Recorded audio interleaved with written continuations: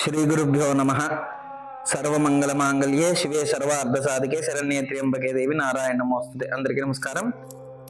ఈరోజు ముందుగా మనం తెలుసుకునేది మేషరాశి వారి ఫలితాలు. శ్రావణ మాసంలో మేషరాశి వారికి ఏ విధంగా ఉండబోతుంది? శ్రావణ మాసంలో మేషరాశి వారి చూసుకుంటే శుభ కార్యక్రమాలకి అధికంగా ఖర్చు అయ్యే అవకాశం ఉంది. కాబట్టి ఆచితూచి అడుగు వేయండి. చేసే కార్యం ఏదైనా సరే భక్తి శ్రద్ధలతో కార్యాన్ని నిర్వర్తిస్తే ఎటువంటి సమస్య అయినా నివృత్తి కలుగుతుంది. అదేవిధంగా ఆరోగ్య విషయాల్లో శ్రద్ధ వహించడం చాలా అవసరం. ఆరోగ్య సమస్యలు వచ్చే అవకాశాలు ఉన్నాయి. ఎప్పుడైతే జాతకపరంగా కొన్ని గ్రహస్థితులు సంచారం జరుగుతూ ఉంటుందో అప్పుడు ఆరోగ్యపరంగా, ధనపరంగా, వ్యాపారపరంగా అనేక రకాలుగా శుభ సూచికలు, అశుభ ఫలితాలు రెండు ఉంటాయన్నమాట. అదేవిధంగా కొత్త పరిచయాలతో ఇబ్బందులు పడే అవకాశం ఉంది. వీరు ప్రత్యేకించి ఎవరైనా సరే నమ్మితే కనుక చాలా జాగ్రత్తగా ఈ యొక్క మాసంలో అడుగు వేయాల్సి వస్తుంది. అనవసరమైన దానిలో కొత్తగా పరిచయం అయ్యారు కదా అని చెప్పి వాళ్ళతో స్నేహ సంబంధమైన విషయాల్లో ఎక్కువగా వెళ్ళి సంతకాలు లేదంటే ధనపరంగా మధ్యవర్తిత్వంగా ఉండటం అనేది వీరికి ఈ సమయం మంచిది కాదు. కాబట్టి చాలా జాగ్రత్తగా, అన్నిట్లో కూడా చాలా జాగ్రత్తగా ఉంటే మంచిది. ప్రత్యేకించి భూమి సంబంధించిన విషయంలో, వాహన సంబంధించిన విషయాల్లో మీ యొక్క వాహనాన్ని భూమి సంబంధించిన మధ్యవర్తిత్వంగా ఉండటం కానీ ఈ రెండిటికి ఎంత దూరంగా ఉంటే అంత మంచిది. అనవసరమైన ఖర్చు పెరిగే అవకాశం ఉందన్నమాట. భూమి పరంగా, వ్యాపార పరంగా, ఉద్యోగపరంగా అన్నిట్లో కూడా అనుకూలత సూచిస్తోందన్నమాట. కొద్దిగా భూమి పరంగా, వాహన పరంగా చూసుకుంటే ఖర్చు అధికంగా ఉంటుంది. కాబట్టి చాలా జాగ్రత్తగా ఉండటం చాలా మంచిది. ఏదైనప్పటికీ శుభ కార్యక్రమాల్లో వీరు చాలా అత్యుత్సాహంగా, అన్నిట్లో కూడా లాభదాయకంగా ఉంటుందన్నమాట. సహజంగా మేషరాశి వారికి ఎప్పుడూ కూడా వారి యొక్క తత్వము, వారి స్వభావం చూసుకుంటే ఎంతో అందరితో 10 మందిగా మంచిగా ఉండాలి, అదేవిధంగా అందరికన్నా నేనే ముందుండాలి అనే స్వభావం ఎక్కువగా ఉంటుంది. కాబట్టి మేషరాశికి కుజుడధిపతి కాబట్టి క్రోధ సంబంధన విషయాల్లో చాలా జాగ్రత్త వహించడం చాలా మంచిది. అనవసరంగా పరస్పర నింద చేయకుండా ఏదైతే కొత్త కార్యక్రమం అనుకుంటూ ఉన్నారో శుభ కార్యక్రమం, దాన్ని ఆచితూచి ఖర్చు పెట్టాల్సిన అవసరం ఉందన్నమాట. ఈ యొక్క మాసంలో, శ్రావణ మాసంలో అన్నిట్లో కూడా అనుకూలత సూచిస్తుందన్నమాట. వీరు చేయాల్సింది సుబ్రహ్మణ్యేశ్వర స్వామి ఆరాధన చేస్తే అత్యద్భుతమైన ఫలితం ఉంటుంది.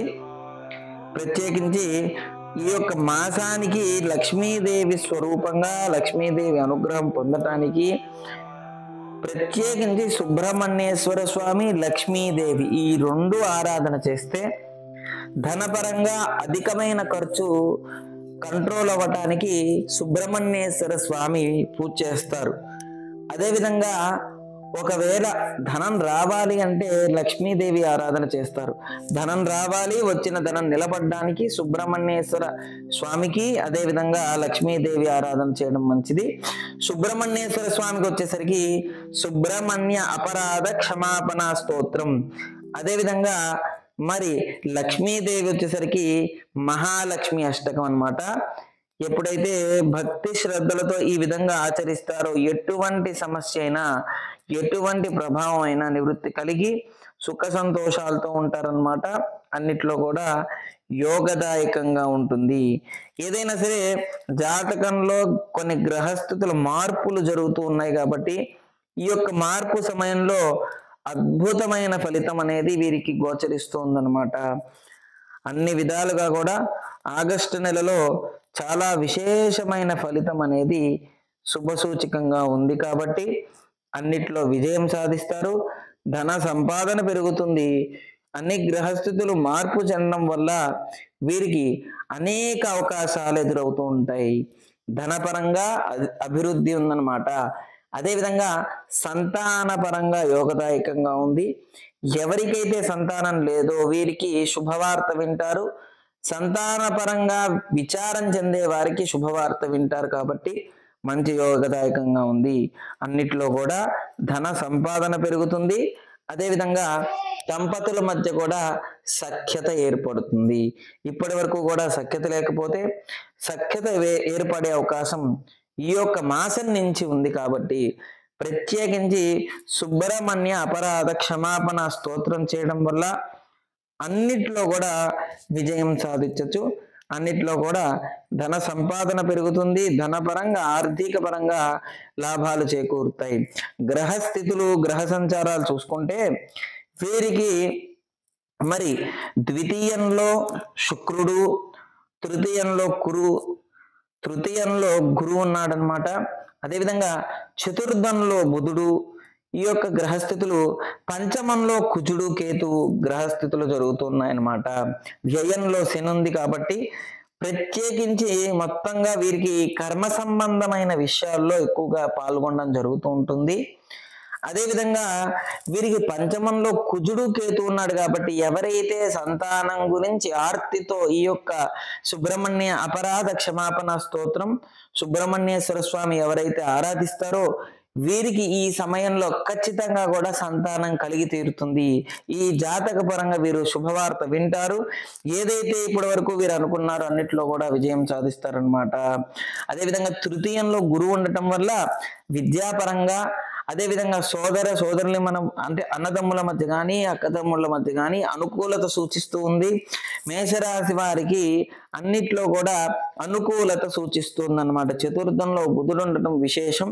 అదేవిధంగా బుధుడు కొన్ని ఇబ్బందుల పరంగా ఉంటుంది. కాబట్టి ఆరోగ్య సమస్యలు ఇందాక అనుకున్నట్టుగా బుధుడు ఉదర సంబంధమైన రోగం కాబట్టి ఉదర సంబంధమైన ఇబ్బందులు పడే అవకాశం ఉంటుంది. జాగ్రత్తలు వహించాలి. కుటుంబ విషయాల్లో స్త్రీ మూలకంగా ఇంట్లో తరచూ గొడవలు అయ్యే అవకాశం ఉంది. ఈ మాసంలో అనవసరమైన మాటలు ఎక్కువ అవ్వటం, స్త్రీ మూలకంగా అనవసరమైన చర్చలు ఎక్కువగా జరగడం జరుగుతుంది. కాబట్టి ఏదైనా సరే చాలా జాగ్రత్తగా ఆచితూచి అడుగు వేస్తే అత్యద్భుతమైన ఫలితం ఉంటుందన్నమాట. మీరు ఏదైతే అనుకుంటూ ఉన్నారో ఇవన్నిట్లో కూడా విజయం సాధించటానికి ప్రత్యేకించి సుబ్రహ్మణ్య అపరాధ క్షమాపణ స్తోత్రం ఒకటి చదువుకోండి. దాంతో పాటుగా ధన సంపాదన, అదేవిధంగా స్త్రీ మూలకంగా గొడవలు లేకుండా ఉండటానికి, ధనం వ్యయం అవ్వకుండా ఉండటానికి మహాలక్ష్మి అష్టకం చదువుకోండి. మీకు ఈ మాసంలో ఖచ్చితంగా అన్నిట్లో కూడా యోగదాయకంగా ఉంటుంది. వ్యాపారం కానీ ఉద్యోగం కానీ అన్నిట్లో కూడా అనుకూలత సూచిస్తుందన్నమాట. మీకు ఏదైనా జాతక పరంగా తెలుసుకోవాలనుకుంటే కామెంట్ రూపంలో తెలియచేయండి. ఓం శ్రీ దత్తాయ నమః. ఓం శ్రీ దత్తాత్రేయాయ నమః.